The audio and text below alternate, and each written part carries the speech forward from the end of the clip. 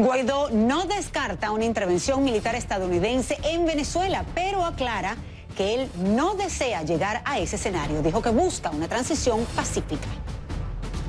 La ola de frío en Estados Unidos deja al menos 12 muertos. En Chicago, el termómetro ha marcado temperaturas históricas de hasta 25 grados bajo cero. El presidente de Colombia, Iván Duque, analizó con el fiscal interino de Estados Unidos la cooperación antidrogas entre ambos países, pero también se refirió a la situación de Venezuela. Y CNN obtuvo imágenes exclusivas de una batalla del grupo terrorista ISIS en Siria contra la coalición liderada por Estados Unidos. Miles de mujeres y niños están entre ellos. Muy buenas tardes, les saluda María Alejandra Requena. Bienvenidos a Panorama Mundial. Comenzamos.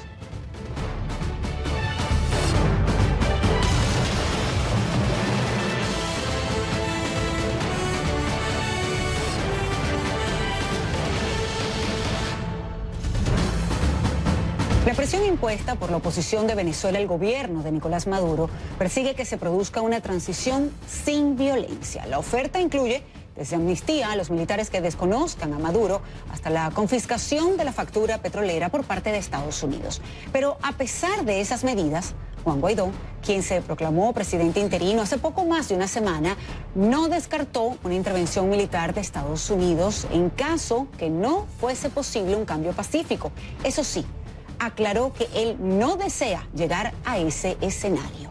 En una entrevista con Cristian Amanpour de CNN, el presidente de la Asamblea Nacional y declarado presidente interino de Venezuela dijo, y cito, aquí en Venezuela estamos haciendo todo lo posible para presionar para que no tengamos que enfrentarnos a un escenario que nadie desearía tener. Este jueves, en Caracas, el oficialismo se manifestó en apoyo a PDVSA, mientras Guaidó presentó el llamado Plan País, que plantea soluciones a la profunda crisis que vive el país. También hizo una denuncia. Vamos de inmediato con Jorge Luis Pérez Valeri desde Caracas, quien nos acompaña entonces a esta hora en Panorama Mundial. Muy buenas tardes, Jorge Luis. Gracias por estar con nosotros. ¿Y cuál fue esa denuncia que hizo Guaidó? Buenas tardes, María Alejandra, para ti, para toda tu audiencia. Efectivamente, repasamos todo lo que venía ocurriendo esta mañana. Estaba Juan Guaidó junto a su equipo de trabajo en la Universidad Central de Venezuela, la principal casa de estudios del país. Allí estuvo en una conferencia en el que están presentando un cronograma, un plan, una estrategia para llevar a cabo la recuperación económica de Venezuela, más allá de lo que ya ha propuesto en días recientes respecto a la situación política de Venezuela, que tiene que ver con buscar el cese de la usurpación de funciones por parte de Nicolás Maduro en la presidencia, como lo ha declarado el Parlamento venezolano, buscar instalar un gobierno de transición y finalmente convocar a elecciones. En medio de esta conferencia, justo al finalizar, aseguró que habría presuntos funcionarios de la Policía Nacional Bolivariana, del FAES, esta es una brigada de acciones especiales, en su zona residencial preguntando y buscando a su esposo. Inmediatamente toda la prensa internacional, por supuesto, se movilizó hasta este lugar. Cuando llegamos no había presencia policial en ese sitio, pero sí la declaración de Juan Guaidó sobre qué fue lo que ocurrió y esto contó.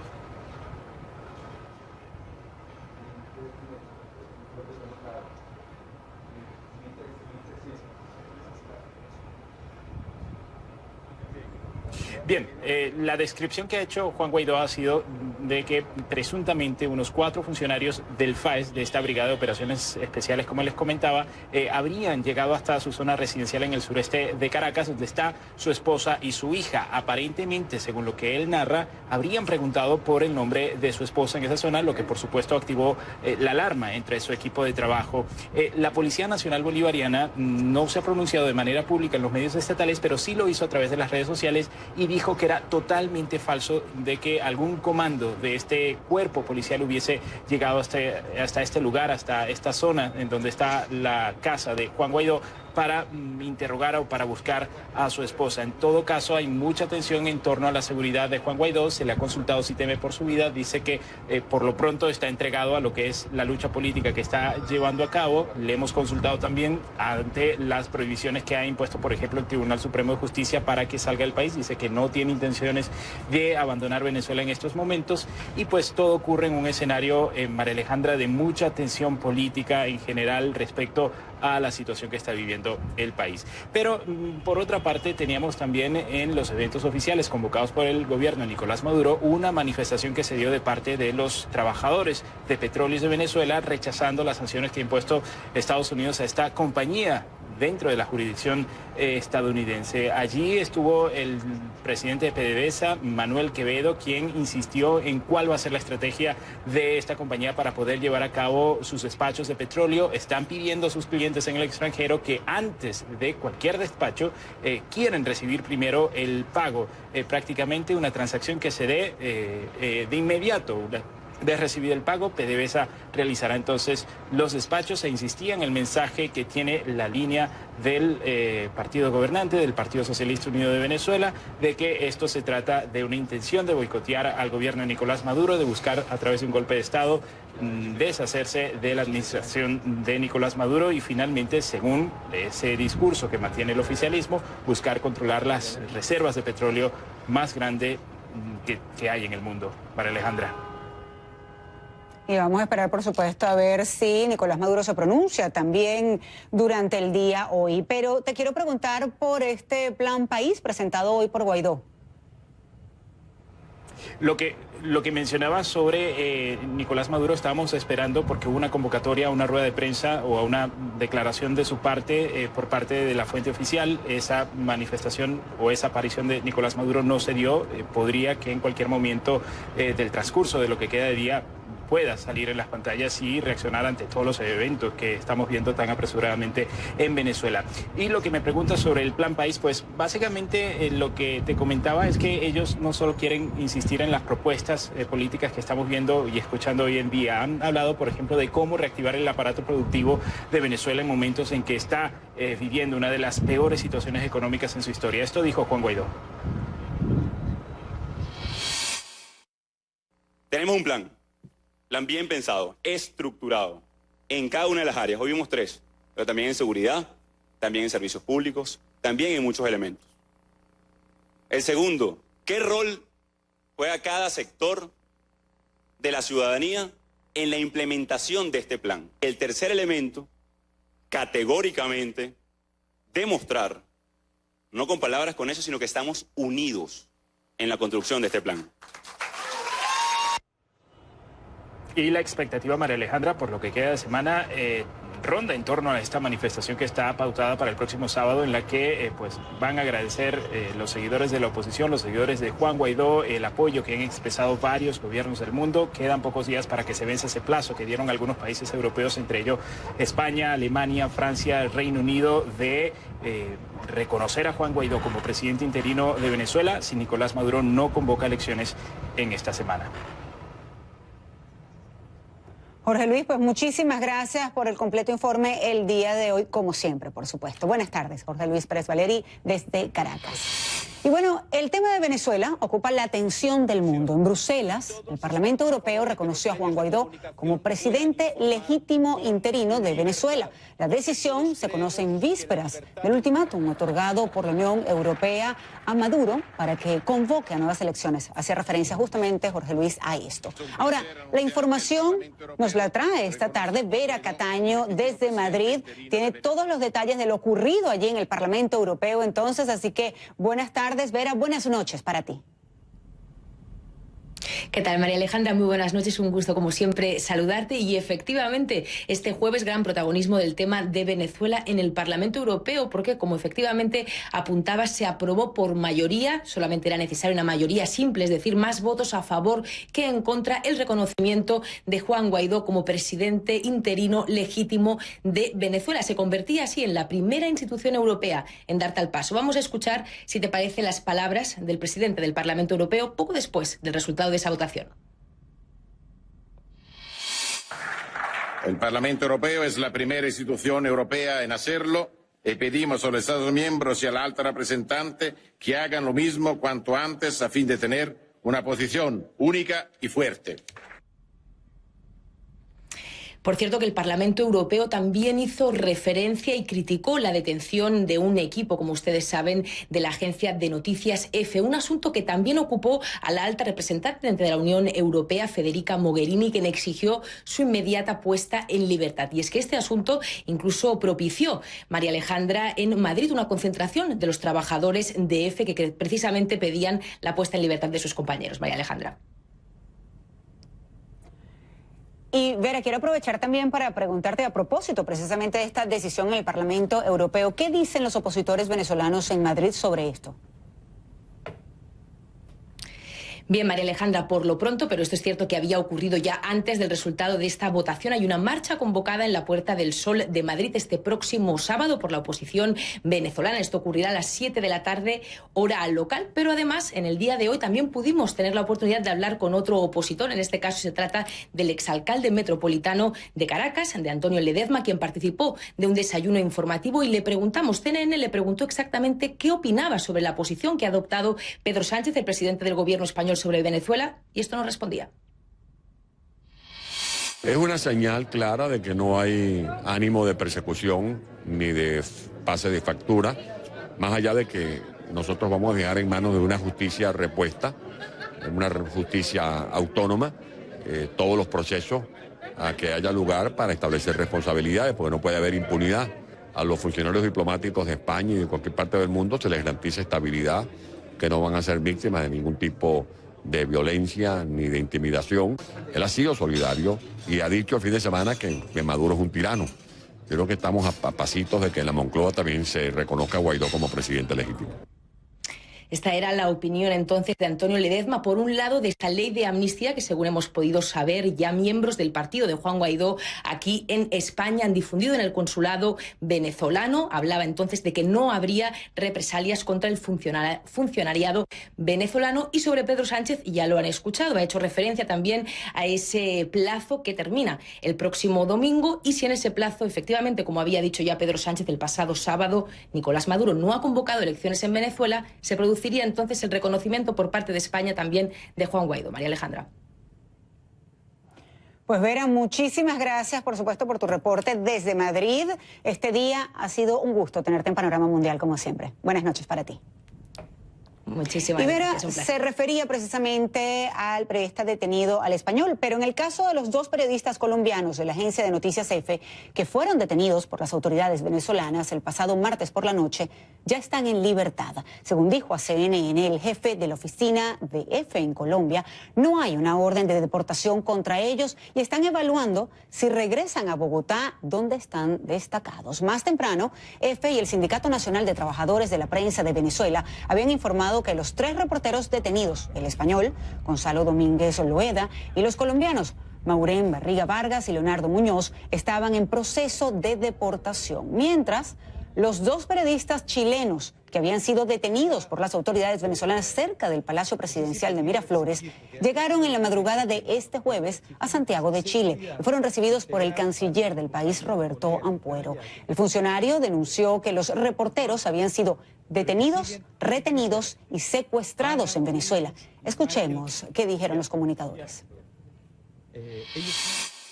Primero que nos gustaría dejar súper en claro es, por favor, solicitamos, exigimos de las instancias que puedan ayudar en este tipo de casos, la seguridad de nuestros colegas y compañeros que estuvieron con nosotros y que afortunadamente fueron dejados en libertad antes y que pudieron acudir a las instancias necesarias para que nosotros también pudiésemos quedar en libertad.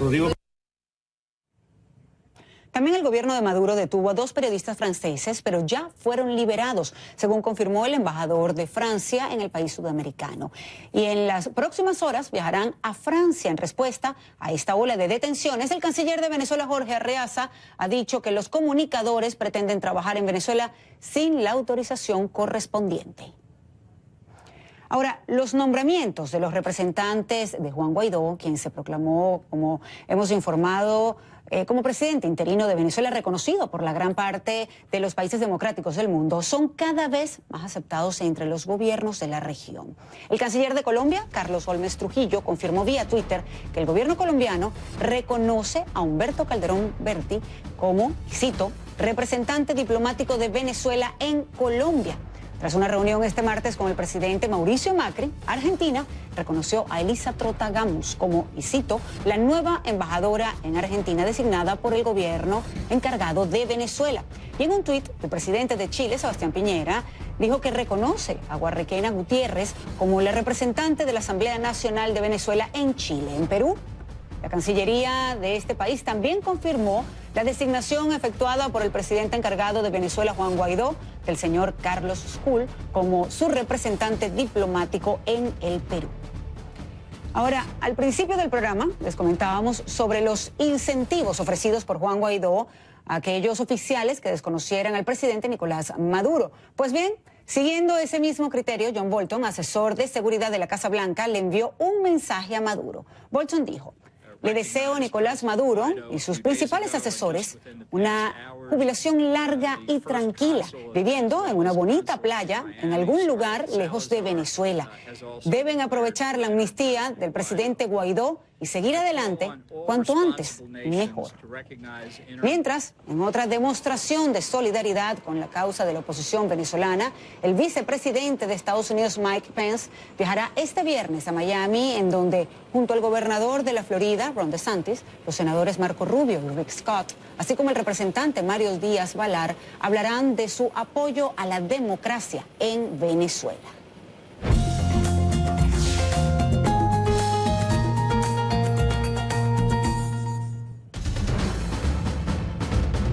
Y siempre estoy muy atenta a sus comentarios a través de Twitter. Les recuerdo mi cuenta @RequenaCNN. Pueden utilizar la etiqueta Panorama Mundial para comunicarse conmigo, opinar acerca de los temas que tenemos hoy, por supuesto, aquí en el programa. El tema de Venezuela, que sé que ocupa titulares en todas partes del mundo. Así que los invito a participar. Mientras tanto, en breve, aquí en Panorama Mundial, el frío rompe récords de temperatura en Chicago.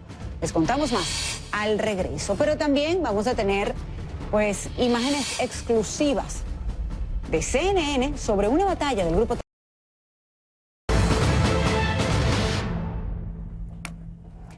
Y vamos a seguir con lo que pasa en Venezuela. Ya hemos informado que Juan Guaidó designó a su personal diplomático para Estados Unidos y los países que conforman el Grupo de Lima, todos aprobados por la Asamblea Nacional del país. Uno de estos diplomáticos es el representante especial ante la Organización de Estados Americanos, también conocida como OEA, quien nos acompaña hoy, por cierto, desde Washington. Se trata de Gustavo Tarre Briceño. Muy buenas tardes, gracias por su tiempo. Buenas tardes, María Alejandra. Muy agradecido por esta oportunidad de conversar contigo y con todos los televidentes. A usted por estar aquí con nosotros. Le quería preguntar, Asbina Marín Sevilla, la representante del gobierno de Maduro en la OEA, dijo que no la van a sacar de la silla que corresponde a Venezuela, que ocupa Samuel Moncada. ¿Cómo va su rol en la OEA como representante de Guaidó? Bueno, hay que aclarar para empezar que Samuel Moncada nunca ha sido embajador de Venezuela en la OEA, porque la OEA no podría recibirlo, ya que su nombramiento nunca fue aprobado por la Asamblea Nacional. Él se le acreditaba de manera interina para reuniones específicas, pero la Embajada de Venezuela ante la Organización de Estados Americanos está vacante. El punto es que mis colegas designados por el gobierno de Juan Guaidó y aprobados por la Asamblea Nacional tienen una acreditación muy fácil porque es solamente ante la autoridad de un país. El caso de la OEA es un poco más complejo, son 35 países, y nosotros queremos que la presencia nuestra en la OEA sea producto del mayor consenso. ¿A partir de cuándo cree usted que eso se puede dar para que pueda ocupar la silla que corresponde a Venezuela?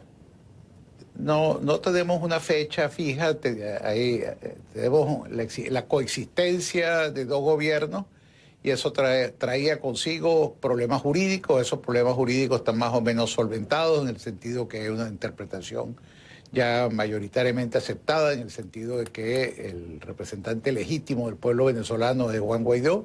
Ahora hace falta que el Consejo Permanente de la organización, si es que es requerida su opinión, se pronuncie sobre el tema.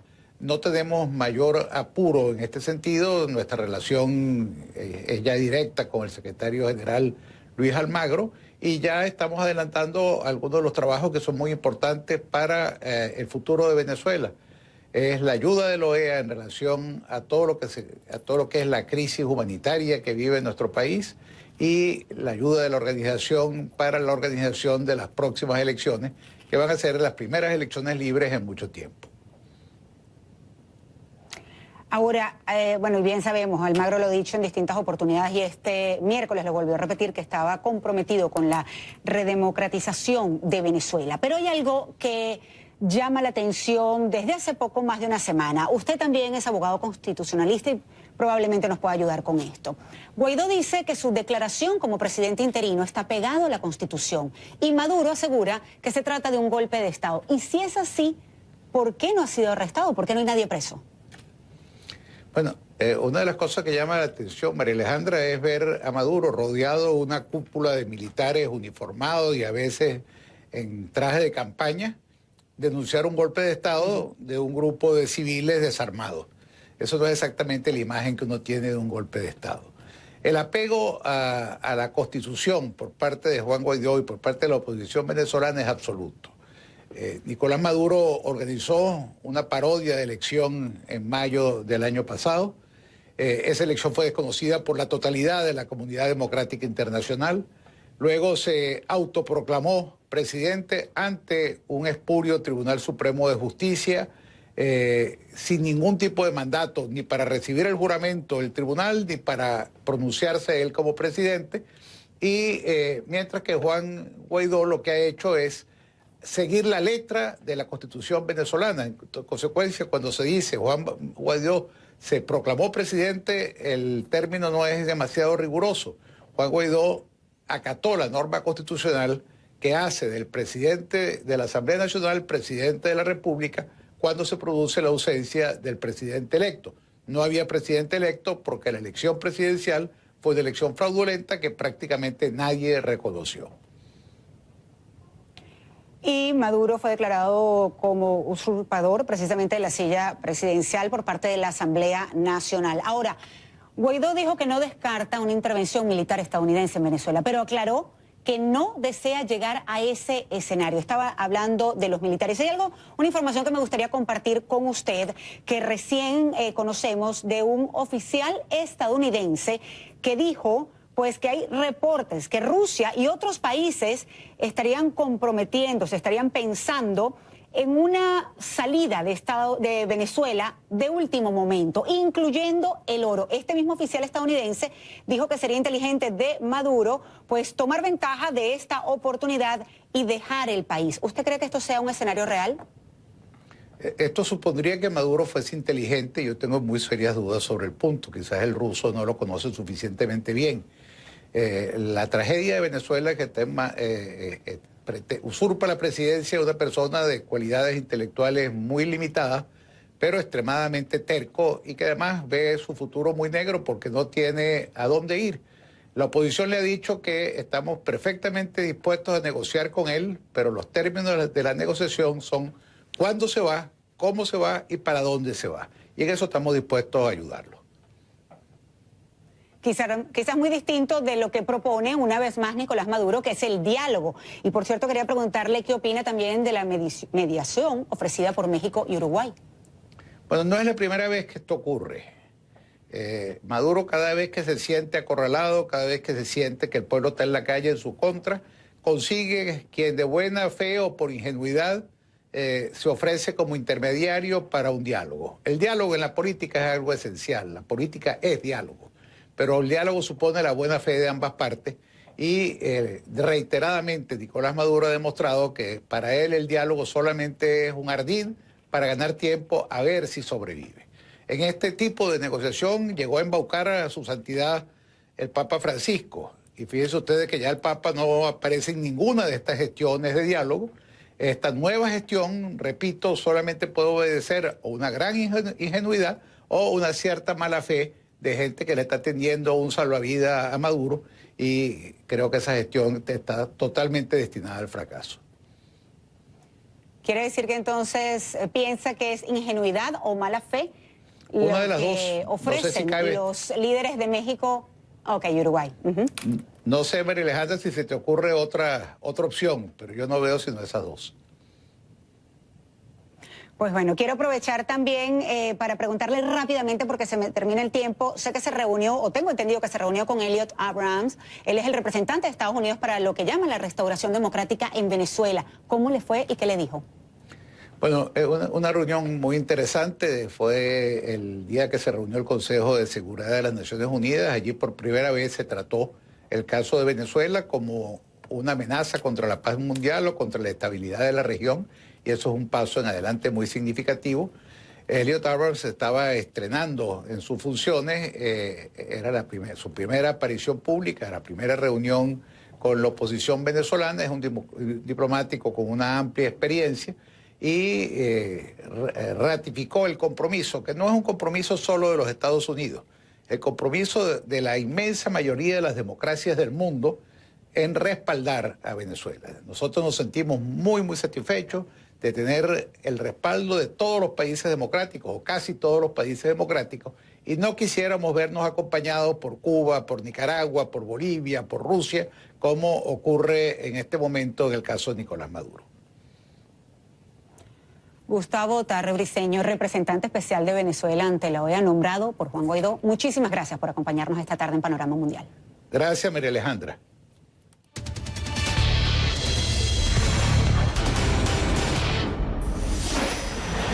Estados Unidos y China podrían alcanzar un acuerdo comercial antes de la fecha límite del 1 de marzo. El presidente Donald Trump se mostró optimista al respecto. Trump cree que las negociaciones van bien, aunque señaló que no habrá acuerdo hasta que se reúna con el presidente chino Xi Jinping. Escuchemos. Entraremos en todos los temas. Con China es un gran acuerdo. Se ha pospuesto por un tiempo, pero seguimos en conversaciones con China. Tengo una gran relación con Xi.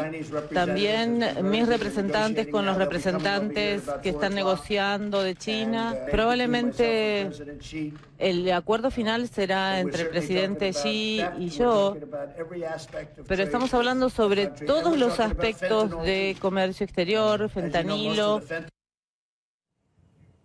También avanza por buen camino la relación con Corea del Norte, así dijo Donald Trump. La fecha y el lugar de la segunda cumbre con el líder norcoreano Kim Jong-un se anunciará la próxima semana. Ahora los países europeos unieron fuerzas para establecer su propio canal especial de pagos para comerciar con Irán. El mecanismo tiene como objetivo eludir las sanciones impuestas por Estados Unidos contra